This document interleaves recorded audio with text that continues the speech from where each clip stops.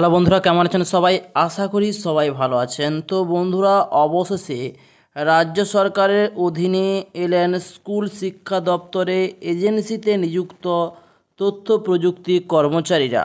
অর্থাৎ যেসব কর্মচারী স্কুল শিক্ষা দপ্তরে কাজ করছিলেন বিভিন্ন এজেন্সি বা কোম্পানির মাধ্যমে, আন্ডারটেকিংয়ের মাধ্যমে, তাদেরকে তথ্য প্রযুক্তি কর্মচারীর আওতায় আনা হলো, মূলত সরকারি কর্মচারীর আওতায়।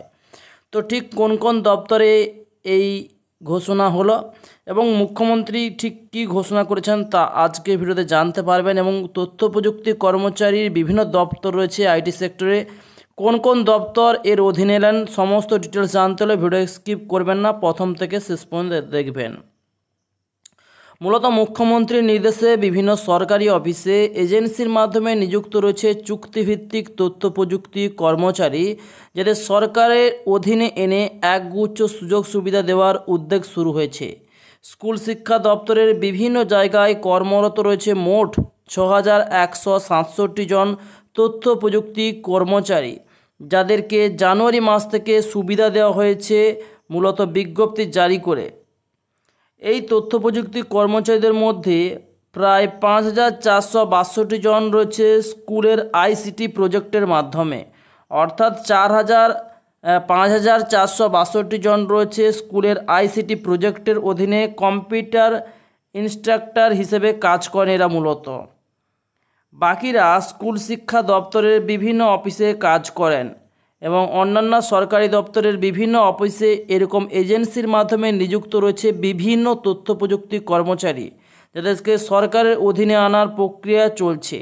এবং মুখ্যমন্ত্রী নির্দেশ দেওয়ার পরই গত অক্টোবরের 16 তারিখে তথ্য প্রযুক্তি দপ্তরে এই সংক্রান্ত একটা নির্দেশিকা জারি করেছে এবং এই প্রক্রিয়া সম্পন্ন করার দায়িত্ব দেওয়া হয়েছে কর্মীবর্গ ও প্রশাসনিক সংস্কার দপ্তরকে, যেখানে কর্মীবর্গ দপ্তরের পক্ষ থেকে সরকারের বিভিন্ন দপ্তরের কাছে এজেন্সি নিযুক্ত তথ্য প্রযুক্তি কর্মীদের নাম, বিস্তারিত তথ্য এবং স্বাবলম্বীর তালিকা চেয়ে পাঠানো হয়েছিল এবং দপ্তরগুলিতে তার অধীনস্থ বিভিন্ন অফিস থেকে কর্মীদের নামের তালিকা সংগ্রহ করে কর্মীবর্গ দপ্তরের কাছে অনুমোদনের জন্য পাঠায়।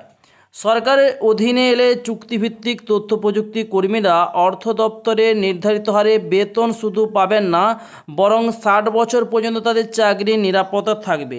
অর্থাৎ এখান থেকে আপনারা বুঝতে পারলেন, একটা তথ্য প্রযুক্তি কর্মচারী বা যেসব এজেন্সির মাধ্যমে রিক্রুটমেন্ট হয়েছে বিভিন্ন দপ্তরে, তাদের কিন্তু 60 বছর পর্যন্ত চাকরিটা কিন্তু পাকা থাকবে, এমনটাই ঘোষণা করেছিলেন মুখ্যমন্ত্রী মমতা বন্দ্যোপাধ্যায়।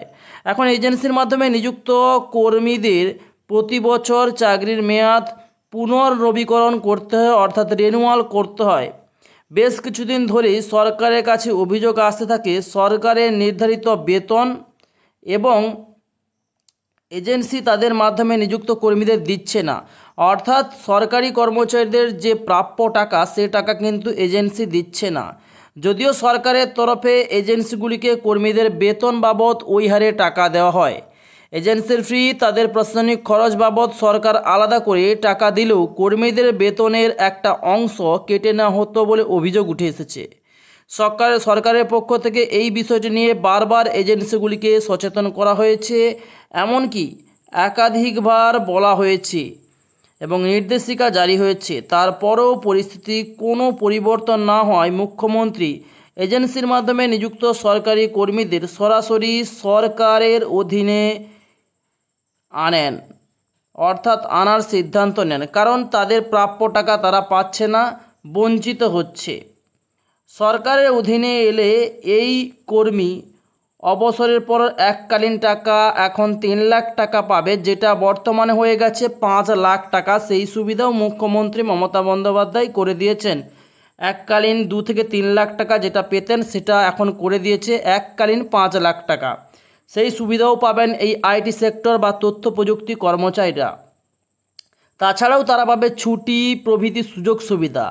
সরকারের অধীনে এলে চুক্তিভিত্তিক তথ্য প্রযুক্তি কর্মীদের বেতন স্থায়ী কর্মীদের মতো বিভিন্ন দপ্তরের ডিডিওর মাধ্যমে ট্রেজারি পে অ্যাকাউন্ট অফিস থেকে বরাদ্দ হবে, অর্থাৎ একটা চুক্তিভিত্তিক কর্মচারীরও বেতন কিন্তু ট্রেজারি থেকে পাস হয় বা ট্রেজারি থেকে দেওয়া হয়, অর্থাৎ স্থায়ীদের মতো কিছুটা মর্যাদা দেওয়া হলো তাদের, যেখানে তাদের ট্রেজারি বিল বা পে অ্যাকাউন্ট অফিস থেকে কিন্তু টাকাটা বরাদ্দ করা হয় এবং মাসের 1 তারিখে কিন্তু তারাও বেতনটা পেয়ে থাকেন।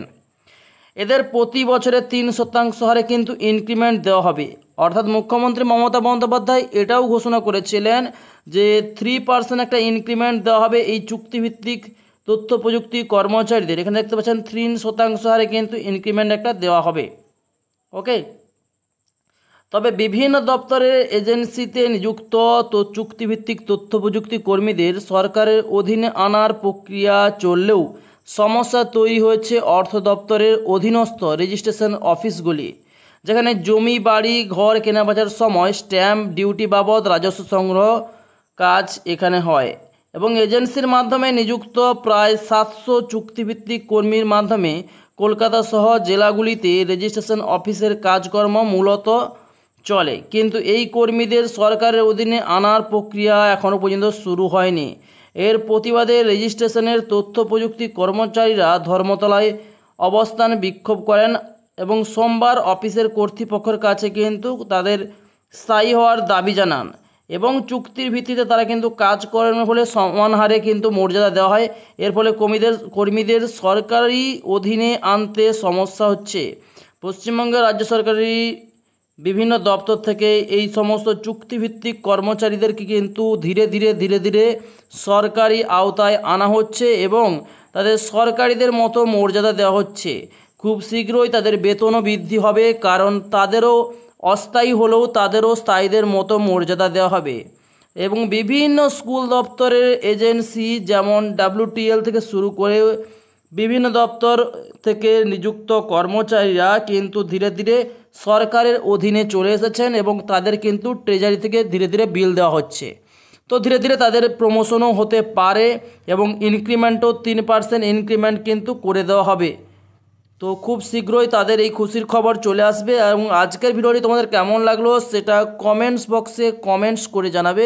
ভিডিও ভালো লাগলে ভিডিওতে অবশ্যই একটা লাইক করবে, চ্যানেলটি সাবস্ক্রাইব করে নেবে এরকম লেটেস্ট ভিডিও সবার প্রথম দেখার জন্য। তো thanks for watching my video.